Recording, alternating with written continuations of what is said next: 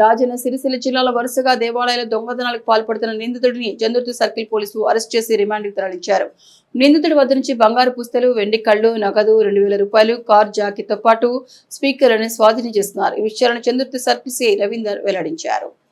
కోనరాపేట మండలం పల్లిమక్త గ్రామానికి చెందిన మోకినపల్లి బాబు అలియాస్ బాబు తండ్రి దేవయ్య వయసు 36 సంవత్సరాలు అనే వ్యక్తి జల్సాలకు అలవాటు పడి సులభంగా డబ్బు సంపాదించాలని భావించి వరుస దొంగతనాలకు పాల్పడినట్లు పోలీసులు తెలిపారు. సుద్దాల ఎల్లమ్మ దేవాలయం, కొలనూరు ఎల్లమ్మ దేవాలయం, నిజామాబాద్ పెద్దమ్మ దేవాలయం, కొండాపూర్ పెద్దమ్మ దేవాలయం, బూక్చారెడ్డి తండా జగదాంబ దేవాలయం, రామన్నపేట దాసాంజనేయ దేవాలయం, రుద్రంగి మండలం మడేలయ్య దేవాలయాల్లో దొంగతనాలు చేసినట్లు విచారణలో బయటపడిందన్నారు. దొంగిలించిన సొత్తును వేములవాడలు విక్రయించేందుకు వెళ్తుండగా పల్లిమక్త గ్రామ శివార్లో పోలీసులు వాహనాల తనిఖీలు నిర్వహిస్తున్నారు. ఈ సమయంలో పోలీసులు చూసి పారిపోవడానికి ప్రయత్నించిన నిందితుడిని అదుపులోకి తీసుకున్నట్లు తెలిపారు.